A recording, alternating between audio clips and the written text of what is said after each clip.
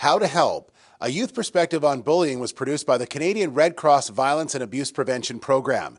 This exciting new tool helps families cope with the harmful effects of bullying. For more information on how to bring violence and abuse prevention programming to your community, please contact your local Red Cross or visit us at redcross.ca.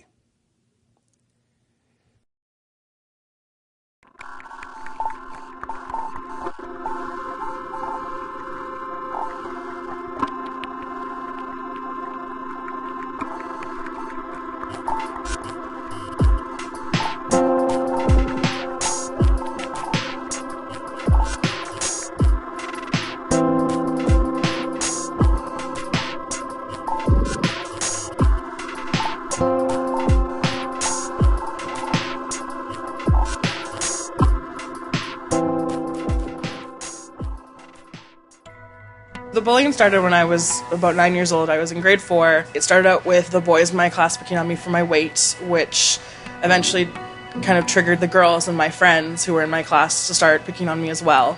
I started getting bullied by 2 girls. It was like a constant harassment. When I recall finding out what bullying was first grade, and that was the first time that I was ever called fat. I've been bullied since about grade 4. It just started out as not being included in anything, people not talking to me, and then they started getting really mean in the things they said towards me.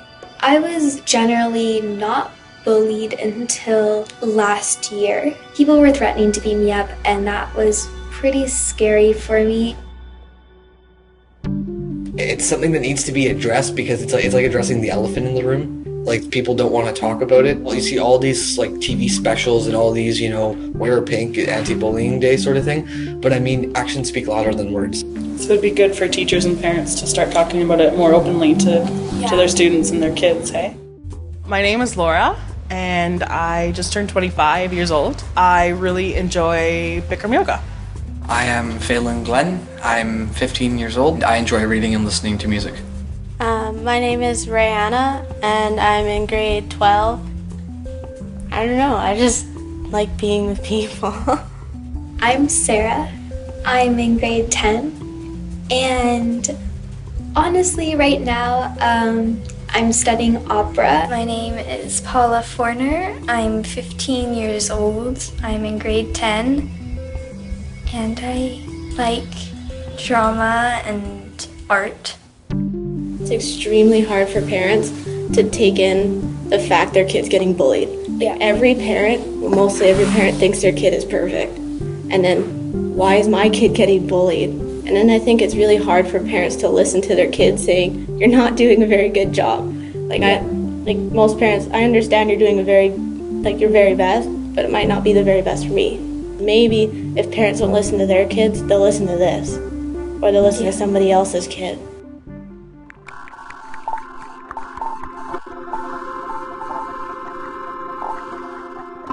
It wasn't easy to talk to my parents about what was going on. First of all, because one of the big things that I really found was there were kids who were being bullied worse than I was, especially the boys in my grade. It was physical and it was outright and you could see it happening, whereas the bullying that I received, it wasn't always obvious, which made me think at a young age that if I'm not being pushed around and I'm not being harassed, then I'm not really being bullied.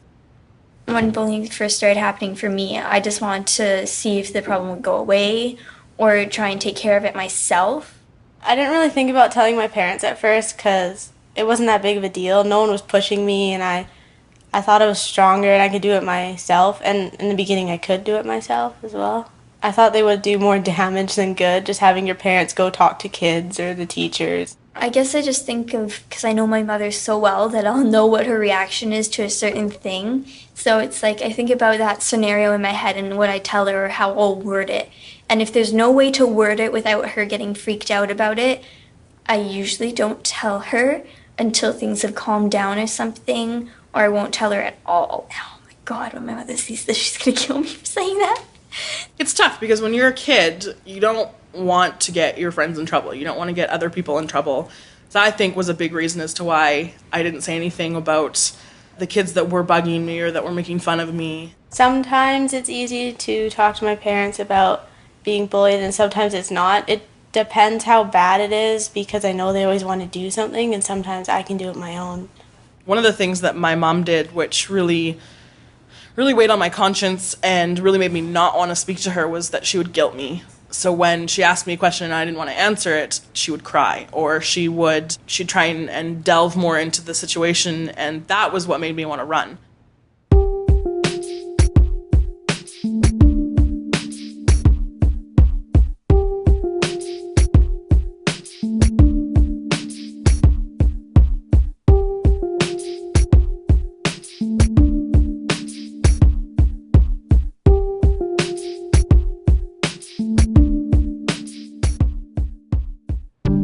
I don't like the word bully or victim or bystander, because if you tell someone they're a bully, they'll start thinking, I'm just a bully. They'll be the bully. And a victim gives me the impression of helplessness, so they think I can't stand up for myself. Yeah. And a bystander, it's so hard to be the person that's like, I'm gonna do something.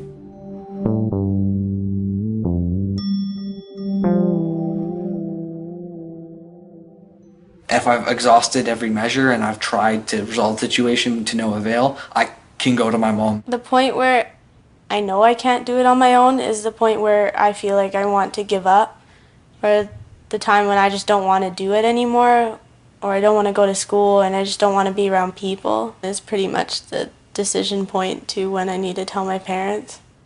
I guess there's just this one point where I just got really tired of trying to take care of the problem myself because it had just worn me down so much. I decided that I really needed my mother's help because I knew she'd be able to help me push through it. I usually don't have a deciding point of, okay, now it's a good time to talk to my parents. It just kind of happens, or when I think they're not doing anything. So for my dad, it would be while he's cooking dinner, and for my mom, it would be when she's not watching Ellen. I actually brought it up to her with a friend. So it was my best friend and I who were in the same group. We were on a family trip, actually. We went to the Okanagan, and we're talking in the car, and my mom overheard us and what we were saying and started to ask questions. Being in the car, it was a really light situation.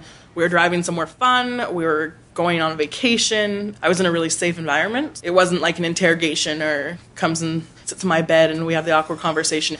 And it was easy to have the friend there as well, to kind of banter off each other. When the situation gets harder for me to handle and I don't know what to do and I need opinions, then I feel that's the time to talk to my mom.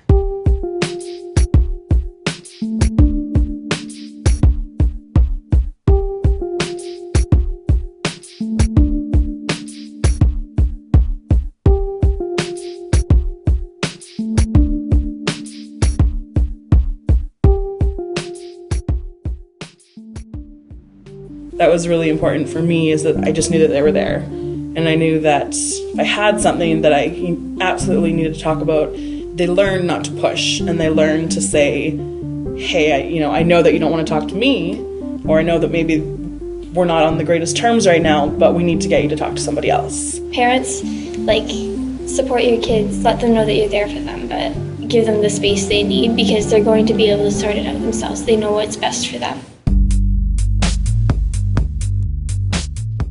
My mother's reaction when I told her about me being bullied was shock and hurt because I hadn't told her till that time, and even though I'd been going on for so long, and shock because she couldn't believe that it was happening to her own daughter.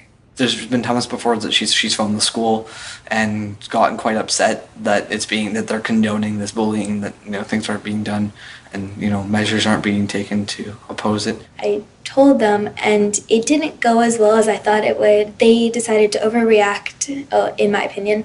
They wanted to call the police, and I did not feel comfortable with that because it was just a threat. I didn't think anything was going to happen, but I thought it was time to tell them, and they wanted to call the police. They wanted to call my friend's foster mom. They wanted to call the principal. They wanted to get this girl suspended.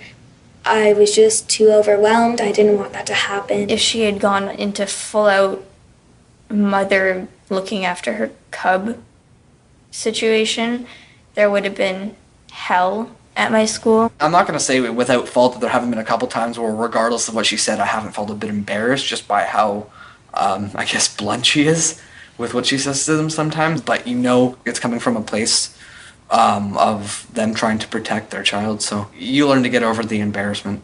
I would come home and I would be upset, and it was, well, these girls made fun of me, or the boy made fun of me. And again, it was the same sort of thing in terms of, well, maybe the boy likes you, or, well, you don't want to be friends with those girls. It wasn't, well, there's a problem. It was more, this is normal life, this is what's going to happen, tough it up. So after a while, I stopped trying to tell people what was going on, and so it left me feeling really alone, and almost like I kind of deserved to be in this situation. When I was in grade 4 up till about grade 7, I usually just come home crying. I asked them every day, can I leave the school? It's not good, nobody likes me, everyone's mean to me, and they'd say, no, it's building values or morals, or it's good for you, or it'll get better. And it kind of just hurt that they just wouldn't listen to me or give me a chance. Like, I know I was young, and usually I can't decide life-changing moments for me, but that was something I knew. I knew it right. When my mom found out, she would talk kind of badly about the bullies, and it made me feel really awkward. Like I didn't want the attention to be focused on my bullies, but rather me, and kind of how special I was as opposed to what the bullies were doing to me. But it kind of sent me the wrong message. Oh, well, they're just bad people, and it didn't really teach me how to deal with the bullying.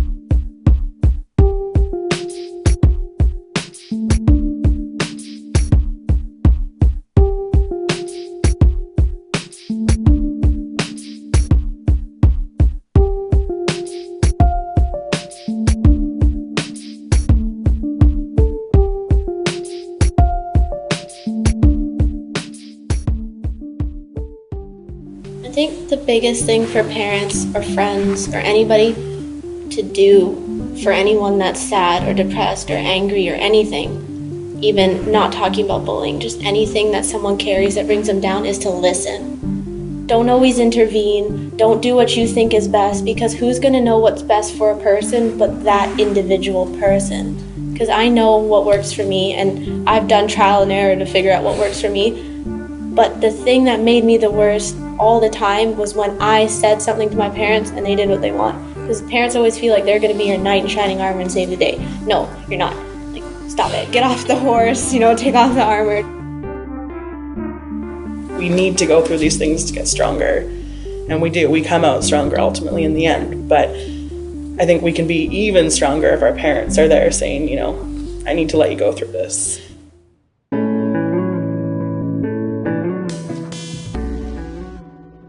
I know that somebody's listening, and I can relate to this both from when I was younger and now, is when people start asking me questions and showing genuine interest and wanting to know details. It wasn't just assuming, because my mom used to do that a lot. She would just assume she knew what I was going through, and she would assume that she knew how to help, and it wasn't always that I wanted her to fix it. I wanted her to listen, and I wanted her to understand it. It's kind of hard to tell when someone's listening to you, but sometimes how I tell is when you ask them to do something. For example, just listen, don't talk, and please don't tell me your life story. Or when they look at you and they nod, or just little things that just make it seem like they know what's going on, or they want to say something because they're actually listening, but they hold it. Sometimes listening to a story, a person will form an opinion without hearing the full extent to the end of the story, so they don't know exactly the circumstances which are being told to them. So sometimes it's best to wait out and actually listen to something be recounted to you in its full detail before you make an opinion.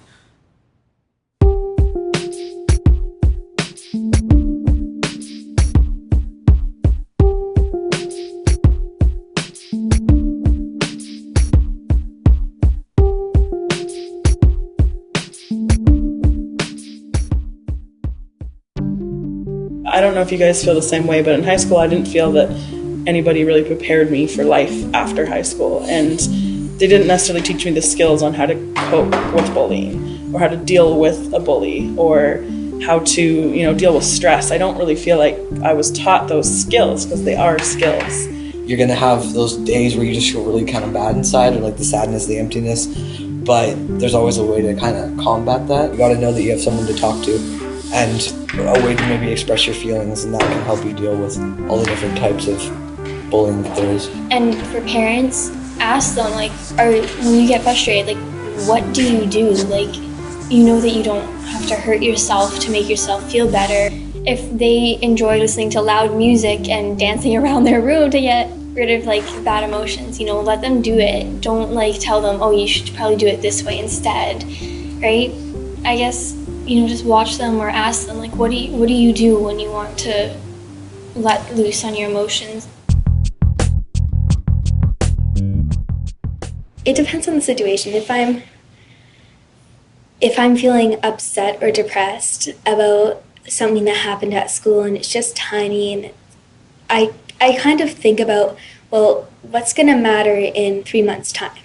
And then sometimes if it's like constant bullying, I scream into a pillow. In the bullying situation, I try and keep myself calm. I guess I sort of just watched my mother do it, and I self-taught myself, what I need to keep calm at, what I don't, and I've gotten better at keeping calm. I definitely started drinking excessively and doing drugs because of trying just to get away from everything. So that was part of my rebellious stage as well. I ran away. I would lock myself up in my house. I would go to my friend's house. I would avoid her at all costs. A big one was trying to pick fights with her, so trying to get myself into trouble so that she would just yell at me and that I could leave. When things don't go my way in school or someone says something that bothers me, I usually take a really long time coming home from school. And then when I get home, I try to avoid my mom or say, oh, I have to go do homework, or can I go sit in my room, or something that's kind of distanced me from everyone that's in the house. I know for me that I need distance. I need to calm down or even assess the situation, because a lot of times things make me angry, and whoever is talking to me or bringing it up, I will take it out on, even if they have nothing to do with it, and that makes me feel bad later. I never learned how to really deal with the bullying other than getting parents involved or teachers, like how, inside, what do I do with the feelings that I'm going through, and, the self-defeat and the destruction and the worthlessness and the hopelessness, and thinking that the bullying's never going to stop, or that I'm not good enough, and I was never taught how to handle those emotions.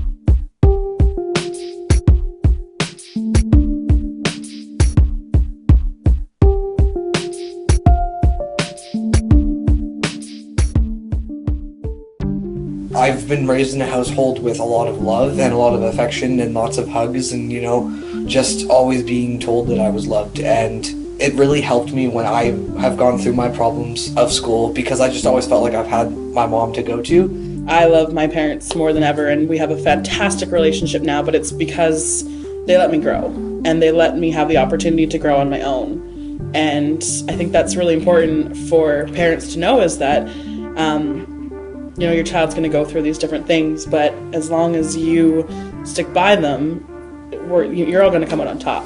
Friends and boyfriends, and they all come and go, and everyone knows the saying, but your family's always there for you, and that's what matters. Sometimes it's like you've had a really bad day and you forget that when you come home, like the people that are giving you dinner and everything and asking you questions, they're not like asking you questions and for themselves. They're asking you because they love you, and just like remind your kid that you love them, because sometimes that might just be all they need to feel better.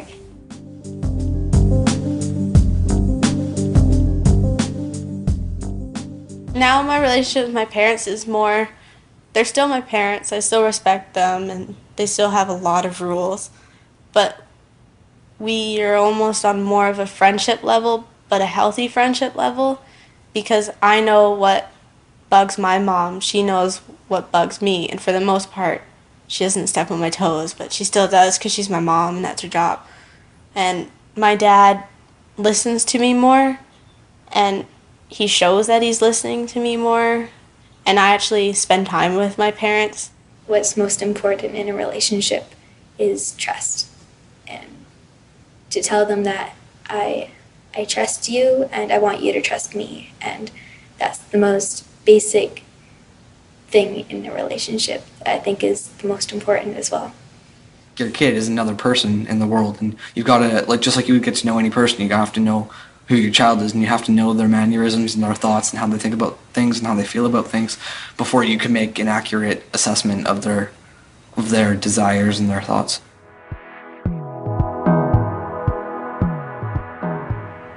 Something that I would have preferred was my mom gossiped a lot about the bullies that were in my life, and she would tell her friends and she would talk badly about the bullies. And when I talked about having sort of being a team, my parents and myself, that team can involve so many different people. It could involve the counselor that was really, really helping me out. It could involve the principal, maybe teachers that I feel close with. It's not about going to point of authority, but to somebody that I feel comfortable with and that I don't mind talking to. Tell somebody, but tell the right people. I'd say for advice for more so adults about anyone that's being bullied is listen and hear. We need help, we as in children and teenagers, but we don't need someone to do it for us. And yes, we don't always have the answers, but when we do have an answer, sometimes give us the chance to see if we were right, because then the parent and the teen will build more trust with the parent and the child, and there'll be more communication. It's not always having to fix things. It's not always a solution. It's just being there. And I want parents to know that you don't always have to be the superhero that fixes the world and stuff. Just sit and listen. I think that's the most important thing. You have to let them come to you on their own if they really need you. If they think they need this parent rather than that parent, then it's got to be that way. You can't force it on them. I don't always think that whole thing, that parents know their children better than they know themselves. I don't quite believe that, but I also think there are some times that kids hold out from their parents. Like if a parent says, do you want me to go to the school and talk about this? And the kid might say no, and in reality, in their heart, they do want them to. My biggest recommendation to parents is be a good role model for your kids by really taking care of yourself first, because that will feed on to your children. When you're having that quality time with your kid, and not to put it into a serious mood, but to just casually ask them, like, are things okay at school? Like, are you getting along with your friends? Is anyone threatening you or anything? And if they're not, just let it be. Just don't keep pushing them. I think that had she, or my dad as well, been in the beginning, been like, you know what, this is what I want you to say to yourself when bullying happens. This is what I want you to think about. These are some strategies you can use. I think it could have made a world of a difference. For parents, you always just need to be there for your kid. Even if there's nothing you can do and they don't want you to do anything, they're probably going to need you in the future, and you can't make it seem like you're not going to be there.